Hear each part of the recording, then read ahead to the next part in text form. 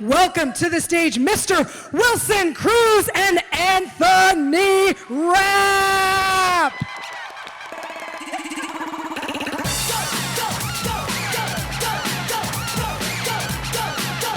We're on our feet. We're on our feet. Hello. If I can jump in heels, you can stand. How are you today? We're good, right? I love Portland. I love you, Yes. right? Are we? Are we good? How are we? Totally. For him, you know. Delicious vegan food last night. Yes. Really nice people here at the con all day yesterday and today. Thank you. Yes. When did you decide to go vegan? I'm 95% vegan, but mostly plant-based totally, but been vegetarian since I was 14. I thought it was 100%. No, not 100, but I really, really do it all. Like, I was in France last week for a film festival. It's really hard to be vegan in France, so I had a little bit of cheese, which is different there because they don't add a lot of crap to their food there, like we do in America, and I ate a little bit of fish. But And they have these respectable portions there too. Yes. Just like, is that like the amuse-bouche? Is that like the little tiny bit you get? Yes. Nope, that's the whole meal, and you should be okay with yeah, it. yeah. So, yeah, you're like, no. How do you cope with jet lag with all the traveling that you have to do? Try to sleep on the plane as much as possible, and then don't go to bed until night when you get to the place you are. Those are standard, but they don't work for me. What about Yeah, for me you? either. I just suffer through the first evening and then get cranky in the morning. Okay. I love it. Well, we are here. We've already got our customers, our guests, people here in the audience who came here to see you lined up for questions. So I'm going to go ahead. I know it's hard to see, guys. I'm so sorry, but if you kind of do that, you can kind of see. We'll start over here to my right. Hi, what's your name? Where are you from? Hi, I'm Reed from Portland. I read from Portland. Hi. Considering the bury your gays trope and how hard it can be to see loving queer representation killed off, were you worried about the reaction of queer fans following Culber's death, even if you knew it wasn't forever? Yes, I was very concerned. So much so that, because, you know, I worked at GLAAD for many years. I was on their board. This was kind of my job, and then suddenly I was a victim of it myself. So I knew that, by the time that it came time for us to have to talk about it, I knew that I was coming back for season 2, so I wanted to make sure that we were prepared to answer the questions in the correct way and not spoil anything too much, but to give the audience enough hope to know that this wasn't the end of our story, but that it was a bump in the road, and so we called together, a meeting with publicity and with us two at the time, so that we could do that in the right way. So yes, I thank you for asking the question, because I think with Culber's resurrection, we kind of killed the gays, and we haven't seen very much of it, and I think it was because of that response by the fans, especially, and the way that we were able to speak to it and really talk about how harmful those storylines can be. It's an interesting thing because it points to something else, though, that I, as an actor playing a character, I was also really grateful to have a really meaningful story to tell that involved grief. And I'm also mindful of the fact that the bury your gays thing is a trope that's problematic. So we found a way to do both things. We could still tell that story and sort of turn the trope on its head. I think it's important too. I think the fact that we looked at it as an opportunity to really fill this character out. And before his death, we didn't quite know as much about him until after he died. So it was a real opportunity to flesh him out, if you will. You're welcome. Thank you very much. Dad jokes here all day. Thank you. Hi, question over here. What's your name? Hello, I'm Corinne. Discovery's my favorite Star Trek. I love you both in it and your character arcs. And I was just wondering, especially with the jump to the future, what was your favorite part about the last few seasons and being in the future?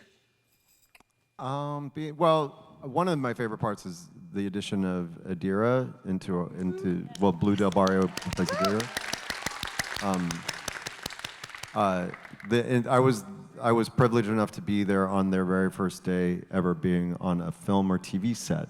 They graduated from drama school in the UK, and within weeks had gotten this job, and so it was like fresh out of school. And Jonathan Frakes, who's directed a bunch of our episodes, was the director of that episode, and we were together watching the monitor as they started, and we were like immediately mesmerized and deeply impressed and blown away by their work, and then also very protective, yeah. So that's been one of my very favorite things. It's kind of, it's a funny thing, like the technology stuff. I like props. Like the props that we've been given are really cool, but we don't really have very many anymore because it's all hollow. But it No looks. pockets, But that also no is a very props. that also makes sense that in the future you would, if you have the ability to not have to carry around a bunch of crap, then you probably not carry around a bunch of crap. So I understand, and it's really cool on screen. But there's times when I miss carrying my little tricorder around, you know. Yes, I too miss that. I like business to do. It kind of takes the pressure off of the lines too. And anyway, my favorite part probably is that I got to become the counselor on the show after we went into the future, and those conversations and the seriousness in which those sessions were taken in the writing and in the performance were my favorite so far. So there's so much that I love, but that's the main thing. Yeah. Great question. Thank Thank you. you. Thank you Thank both so you. much. Thank you. I'll offer you some advice that I've heard from every single actor I've ever talked to on one of these stages, which is steal something. Yes, you're gonna like 10 years mean, from now, like, you're gonna steal steal a prop or a something because you know it. You hear them, they're like, man, I wish I would have taken those feet or those prosthetics or whatever it is. Put it in your. You didn't hear it from me, so. I'm not gonna say I already stole something. No. We'll talk 10 years from. Oh. I'm not going to say that I have my original Mark scarf and sweater. They know what they're doing. I'm dropping no knowledge. I do want to talk to you about creating. It's something that you said. There was a moment where you mentioned Jonathan Frakes, and I was so excited because I'm a Next Generation fan. But you have talked about this support network, both that exists on screen, but you said protective. And that was something you were referring to as human beings. Yeah. Tell me about that, because it exists on screen and it's existing in real life. Well, I think because Anthony and I both started as young as we did, and we're also part of the queer community, that when Blue joined us, we saw ourselves reflected in their experience. And we, I think, wanted to be the protective figures that we needed when we were younger. Not that we had a terrible experience, but it would have been helpful. If somebody was there, was like, oh, this is how it works. And we also knew that they were playing this non-binary character, and that, I don't know if you know this, but social media can be really terrible sometimes. It's a rumor I've heard. And we just wanted to be there, for them as they navigated this, because we knew how difficult that was going to be. And being in drama school, you don't necessarily get any, or maybe sometimes now some schools have a little bit of training in like the terms that you are met with when you're on a film or TV set. And there's nobody there in a formal way who's like, here, let me show you. This is what a mark is. This is what this is what it looks like on the set. This is what you can expect. You just sort of are thrust into it, and you're like, I was- and yeah. So that was another aspect of like wanting. And Frakes is so generous too of spirit, and so we just wanted to also make that transition. You're welcome. As gentle as possible. It's now time. You can speak.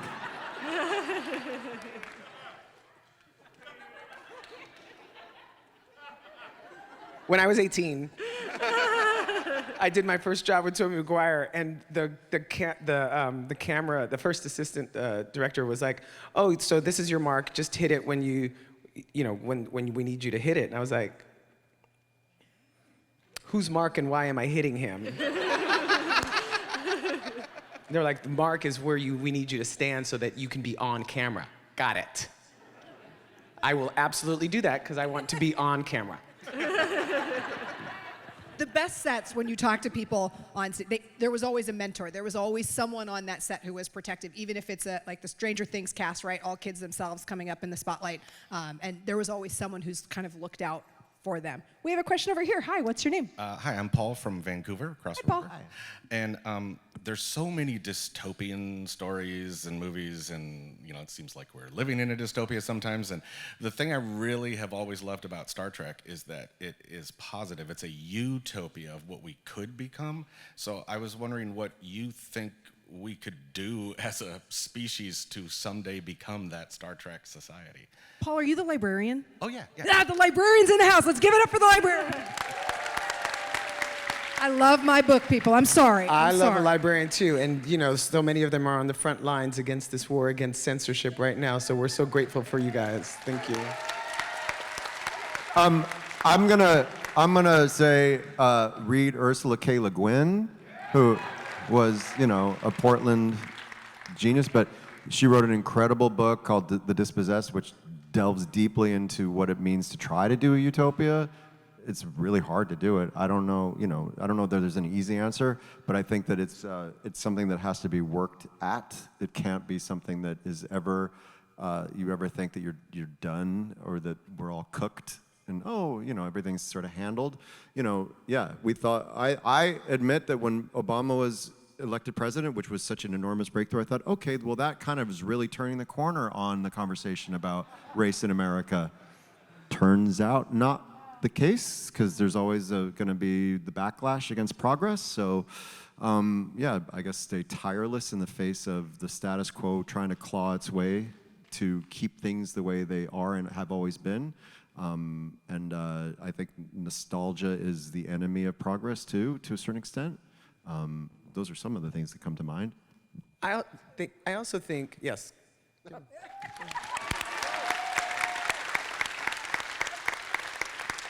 I also appreciate that on our show, in this new Trek, that we are communicating that the work of coming together, of creating a society where everyone is valued for their differences, that we see strength in that conversation is continual, right? You can't assume that just because you reach a point in history where that may be true, that you're not going to have to continually work towards it, that we have to continually remind people. You just look at what's happening here, right? Where we call ourselves a democracy, where we talk about the importance of everyone voting and having a representative government, but we still obviously have to tell people and teach people why that's important, why we don't want a dictator, why we don't want to live under authoritarian rule, why we have to have freedom over our own bodies. Like, we're still having that conversation.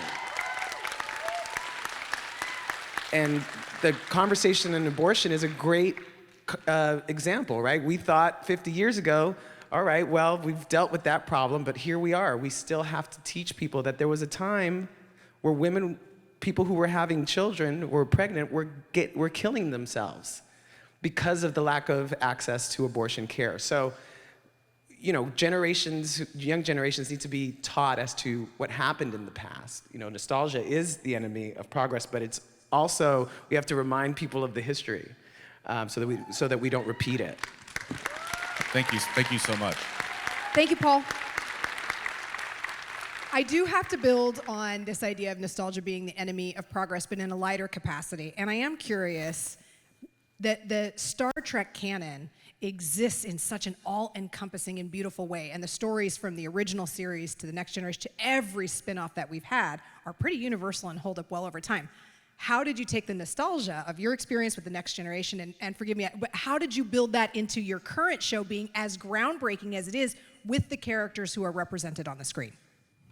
I do know that, well, I had a relationship with the original series. That's what I watched growing up, like after school, and the original movies in the theater, especially Leonard Nimoy's Spock was so indelible to me. That sense of wonder, that sense of the depth and complexity, especially of his character, that was the real hook for me. The real lens was through Spock. I wouldn't call it nostalgia, but that connection, I think, I don't know, it helped me feel pulled into the world. And then all the writers of our show deeply cared about what came before and wanted to find ways to weave it in. And I thought, the way that they wove in Sarek and Spock, I thought was really interesting and beautifully done. And Pike, like, they took it really seriously and they really cared. And then I think it was also necessary and wonderful that they were able to then jump into the future and then have a total free reign. So they weren't, because there is, in this case, the nostalgia was the enemy of being able to be as creative as possible, because they would have to like fit it into what people knew. So now we can build on, so you can have you can re-encounter a species like the Vulcans, who are now Navarre, and learn what's happened between the Vulcans and the Romulans and how they were linked and how they came apart and came together.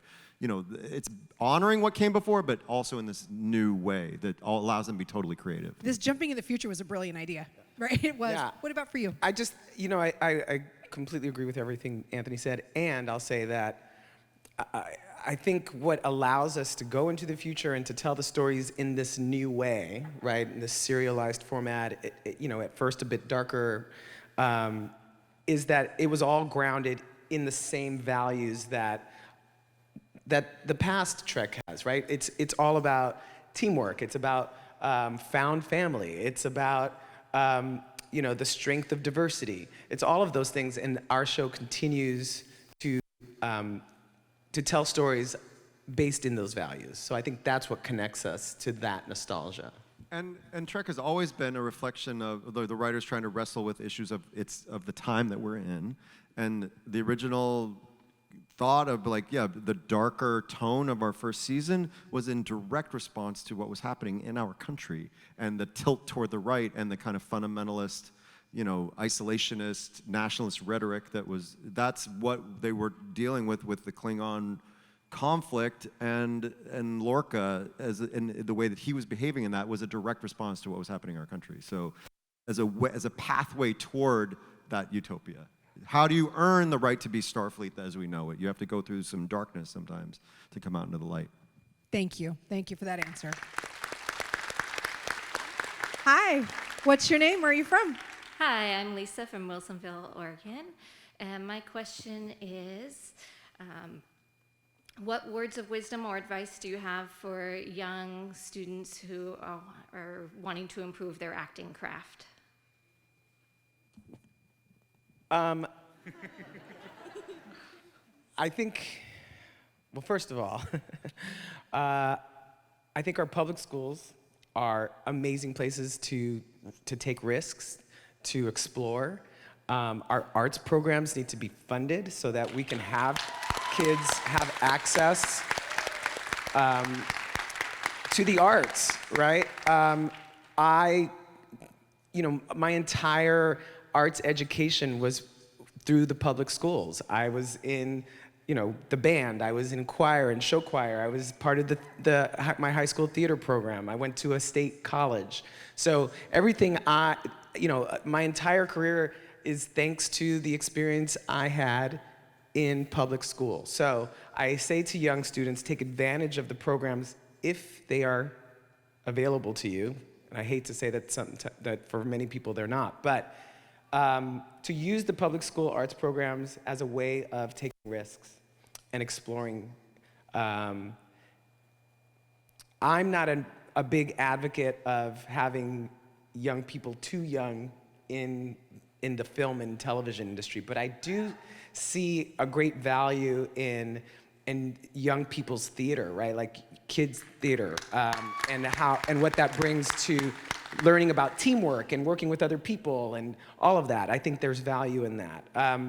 So I would say go through real high school, go through real school, explore there, and then as you go to as you're an adult, then you can explore it professionally. For me, as in my case, I think that was the best thing.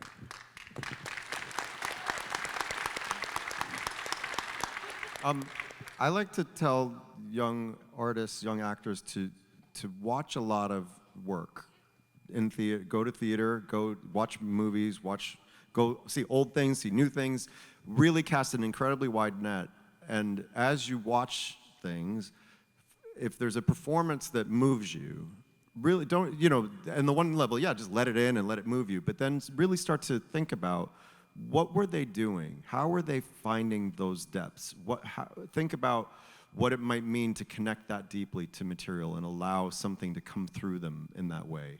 And then when you find those things, like, hold on to it as a source of inspiration.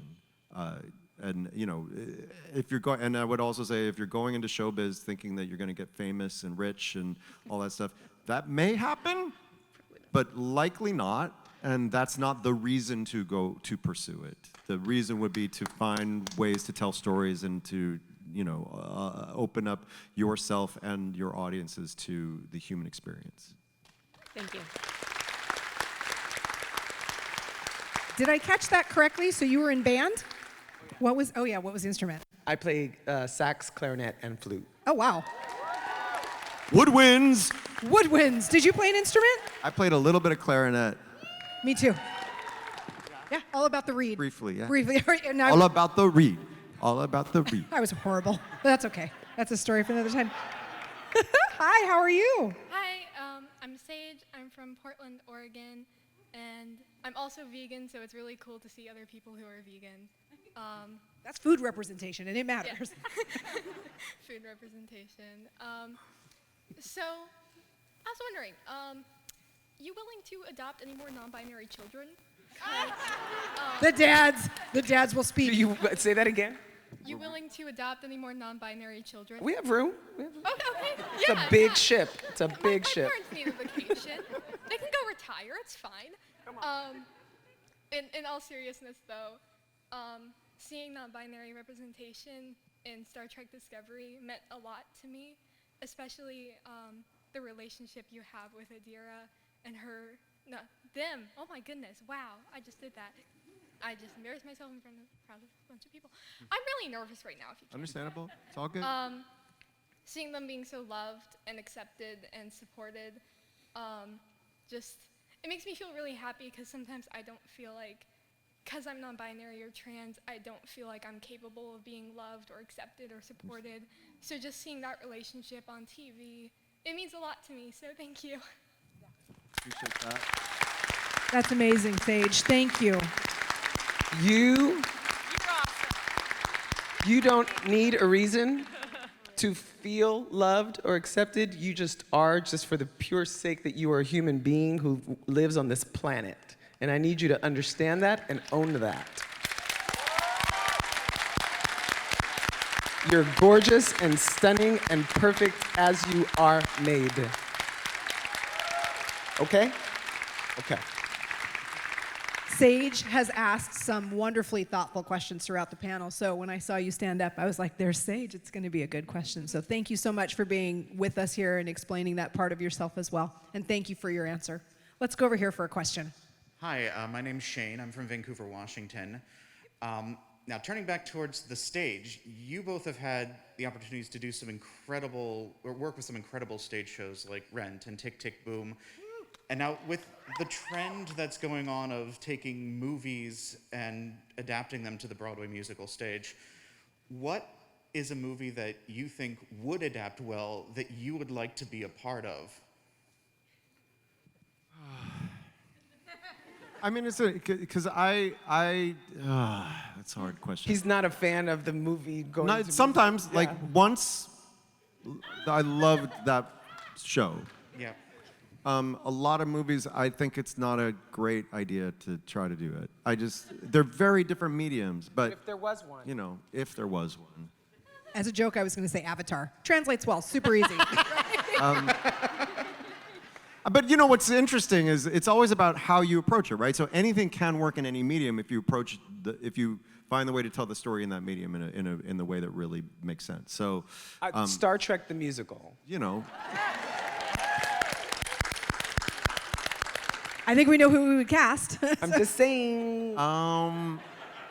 The magic would be amazing. you know what? I think a film like Moonlight, for instance, like if you had somebody able to find a way to musically tell the inner life of that character, like that's something that you could maybe find a way to do that. And you it know? was And it's intimate. It was visual poetry anyway. So. Yeah, the film is like so perfect. But if you're going to do it, then find those kinds of stories and find a musical language to bring it to life. I'm not so personally interested. I didn't see Moulin Rouge on stage. The movie is I don't need to see another spectacle on stage. You know what I mean? It's like, for me. So that's just, I'm just, with songs that are recycled, I don't know. I want to find something new. I agree. Thank you. Thank you. I mean, if you think about it, the first time you're pitching the idea of Hamilton, you're like, I don't think that's going to work, and ends up being what it is, right? So really, that was also because he found a language. Yes. He found a way in that, yes, and then that form and content were like perfectly, beautifully merged. And after you saw him perform, all of those songs at the White House, everybody was like, oh, when are we seeing that? That's something, it cracked it open. So that's the thing. I wouldn't want to just see like a copycat sort of like, oh, here's the movie on stage. No, I want to, if you find a way to crack it open. Yep. That makes sense. Hi, question. over Hi, here. Michelle Card, one of the other librarians here. Yeah, love it.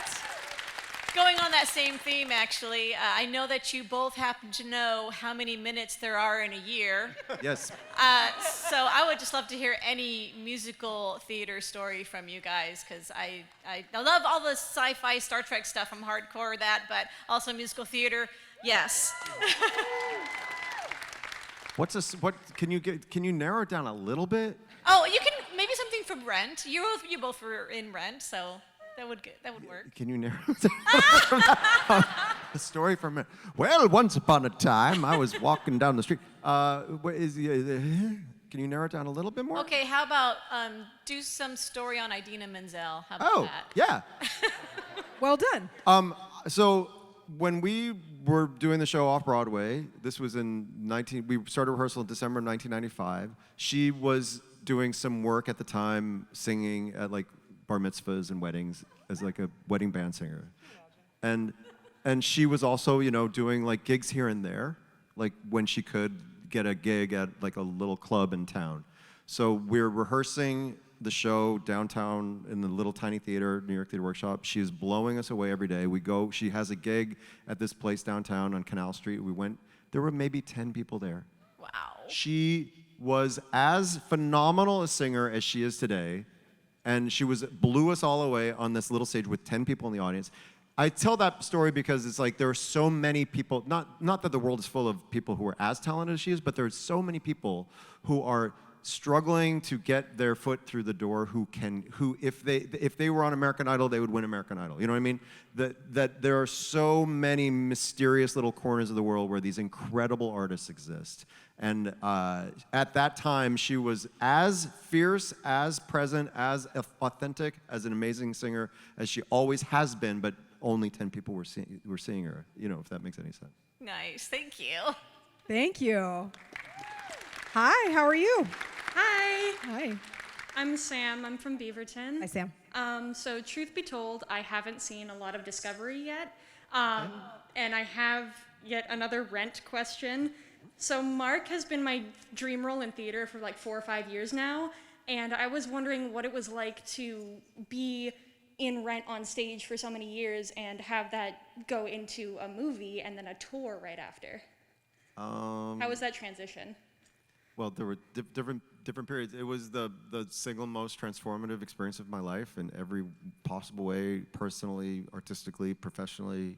I was only 24 at the time, but I'd been working at that point for 15 years in the business. But it was mostly theater. So yeah, I agree mostly that most kids probably should stay away from TV and film for the most part, unless they have really, really, really, really good parents and really good support network to keep them from like getting caught up in the nonsense. So yeah, it became this incredible artistic experience, personal, and then to get the chance to do the movie years later, which is something that we all thought wouldn't happen ever, because if you look through the history of Hollywood, almost no one ever gets to reprise their roles on screen that they do on stage. It happens every once in a while. Joel Grey, it happened. In Streetcar Named Desire, Marlon Brando, Carl Malden, and Kim Hunter. There's almost no other. There's just like so few. So when 6 of us from the original cast got to do the movie again, it felt like a miracle. And then the film has has been like a gateway to the show for people. If they'd never seen the show, they saw the film. Oh my God, there's a show. What? And they go see the show. So it kind of becomes this incredible feedback loop. And then to get to go out on the tour again with like all that kind of life experience and to get to tell the story again and live in the shoes and the heart and soul of Mark and of what Jonathan created for us was the greatest gift I could have ever imagined. Thank you. You're welcome. And good luck nailing the role, if it's a dream role of yours. Hi, how are you? What's your name? Hi, I'm Sophia. I'm in Tigard, Oregon. Hi, Sophia. And the relationship you guys have in Discovery is the healthiest thing. It just warms my heart every time I see that. It's just so magical. And I love the counselor with the imposter syndrome and working through that, and I feel that. But I wanted to ask Anthony Rapp something about Stamets, because he's an incredibly intelligent character that misses social cues. And it reminds me a lot of the students that I teach who miss social cues, social anxiety, have been diagnosed, or at least present as if they're on the spectrum, the autism spectrum. But it's not presented in a way we typically see. We're not seeing the symptoms we usually see in pop media, but these are real symptoms I see in my students. And I was wondering if you had some inspiration. How did you develop those characteristics? Is there somebody you saw, or I was wondering? Honestly, it just feels like it's in the writing. So I don't know that Paul's on the spectrum. I just don't know. It's never been explicitly stated. Because I do feel like he, I don't know. I don't know if this relates to spectrum or not. So I don't. This side of things, if I'm misstating anything, there are times when he's been incredibly intuitive with Hugh and with Idina emotionally that feels like it's a little more out here maybe than sometimes what I understand. But then. Yeah, but that's developed over time. I don't know. I mean, what I see as Paul is like he has very little patience and time for people who aren't like doing their ultimate best at every moment when they're working.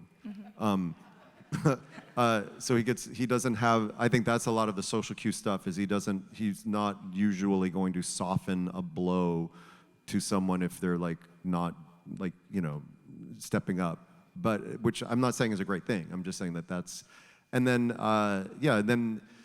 I think where he's gotten in the hottest water is like with Tilly probably the most, and a little bit with Michael for different reasons. But I don't know. It's a good question because it's never been made explicit. So I hesitate to claim that space for him because it's never been stated, and I certainly never went like, oh yes, he is this. I just am like responding to what's given on the page, and it has made some kind of internal sense to me. Well, it's really connected to a lot of people. And so you talk about representation. That is the kind of representation I'd like to thank you for. Thank you very much. Thank you. I've been talking a lot. I am happy right here. Question over here. Well, don't stay comfortable. Here we go. My name is Ian. I live here in Portland, Oregon. Among other things, I have the privilege of running our LGBTQ+ community center.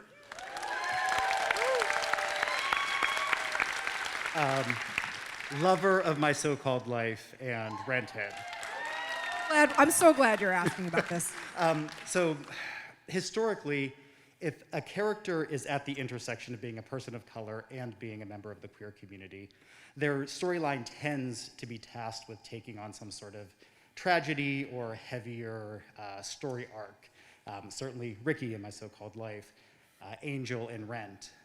And I'm wondering, historically, through your careers, how have you seen the behind-the-scenes work, the writers' tables, the production, the directors, move toward a more inclusive, holistic story for queer people of color?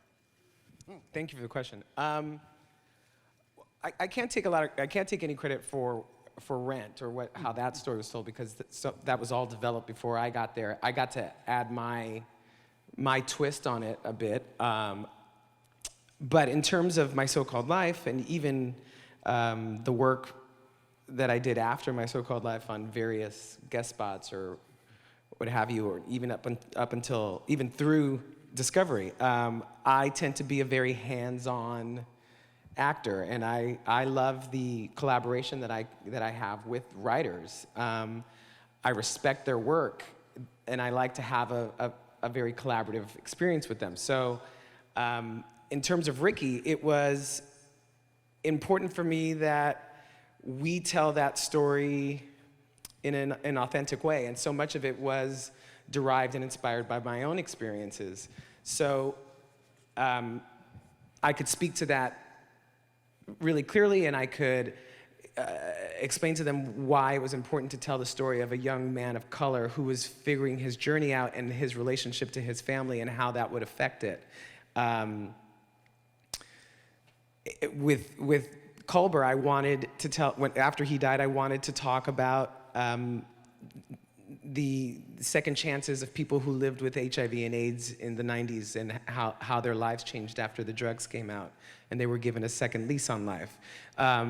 You know, when I've done guest stars on various shows, sometimes the writers weren't familiar with the LGBTQ community, but they wanted to tell this story. And so I was very willing to give my opinions on how they would better do that, because there was so little LGBT storytelling at the time. And so I think as the actor playing it, I felt responsible to make sure it was authentic. And sometimes that was welcomed. Sometimes it wasn't, but they used it anyway. But you know, I think it was very much in line with the work that I later did with GLAAD, which was how do we help these storytellers better tell our stories? And part of that is being willing to be vulnerable enough to open yourself up to them so that they can better their work. But I think that's part of your job as an artist, to open yourself up in that way. I've been really fortunate through all these years to play all these different characters and on different various shows, half hours and hour dramas or whatsoever. And I'm really grateful that they've allowed me to be nitpicky and specific, because I think it helped their work be better and helped me play the part better. Thank you. Thank you. And thank you for the work that you're doing here in our community. Yes, LGBTQ community centers are the lifeblood of our community. I mean, every day they save lives. They're testing people for HIV, and they are providing services for homeless youth and kids who are being thrown out of their homes, and older adults who are finding it hard to retire and maintain their lifestyles at an older age. So many of them are single. You know, it's an incredible, incredible resource, and you know, throughout history has really been how a real way for us to take care of each other when the state and federal governments have failed us, and they continue to be incredibly important. So please support your local LGBTQ center.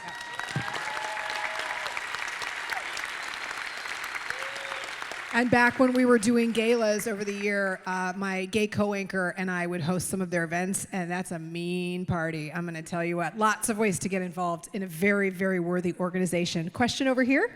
Hello, my name is Randall. I'm from Ontario, Oregon. I just wanted to ask, I was here yesterday for LeVar Burton's panel, and he was I know where this is going. I know where this is going. It's fine, we're good. He was asked by a gentleman who he would go gay for. This is where I thought it was going. And he said he didn't mind the question and answered Wilson Cruz. It was, wait, let me do my best, LeVar, really quick, and then, so he asked the question, and he's like, I mean, I've got a serious question. LeVar goes, oh, I don't mind at all. And he gets this glint in his eyes. He goes, Wilson Cruz is a good-looking man. Okay, I yield the floor.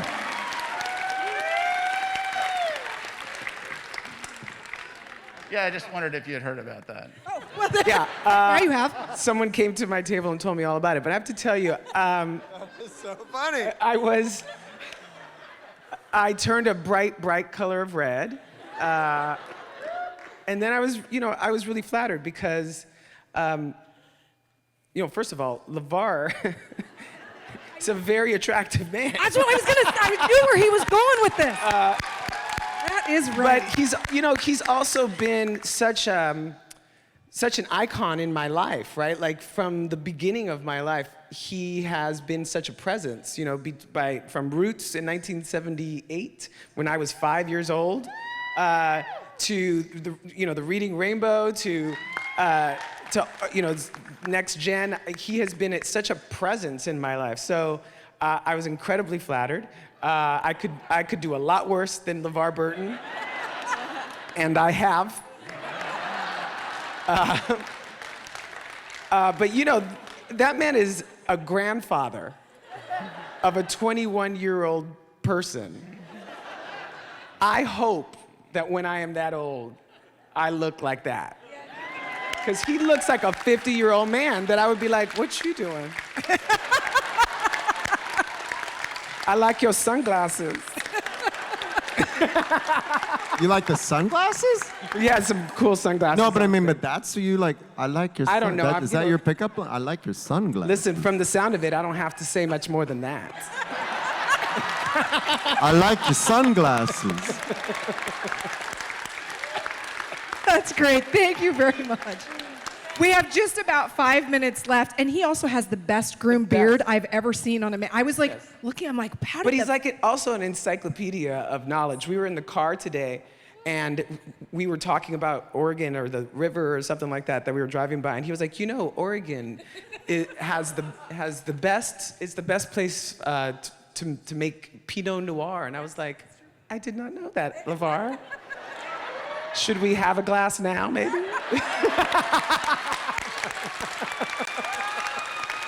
It was 10 in the morning. It was a little early for a glass of wine, but...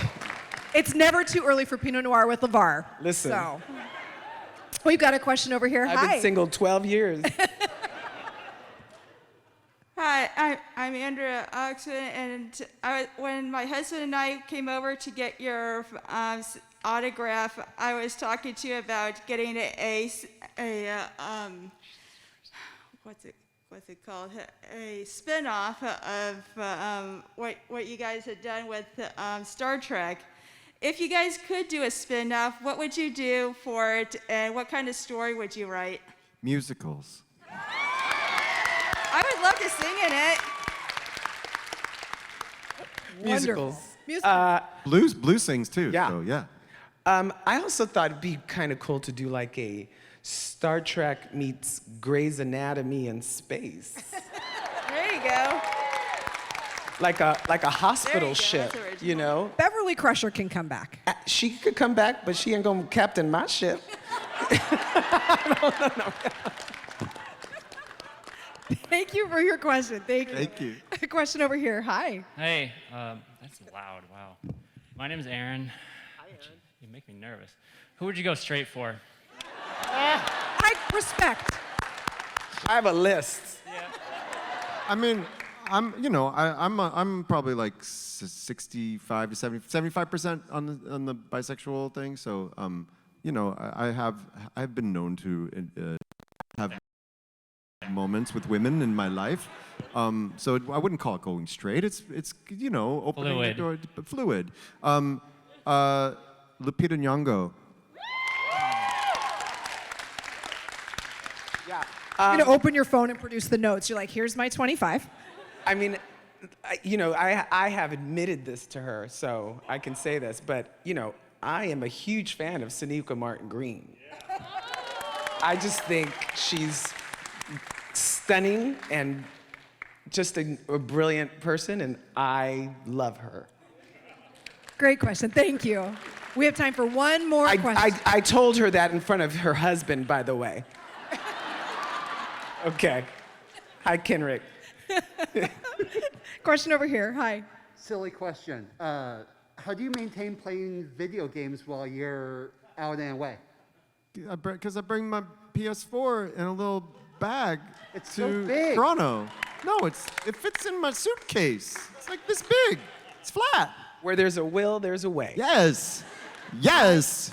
I would love to, if I could, get a selfie with you guys before we clear the stage. This is so awesome, you guys. Oh, give it up, please, for Anthony, so much. Rapp, and Wilson Cruz. Thank you. Woo.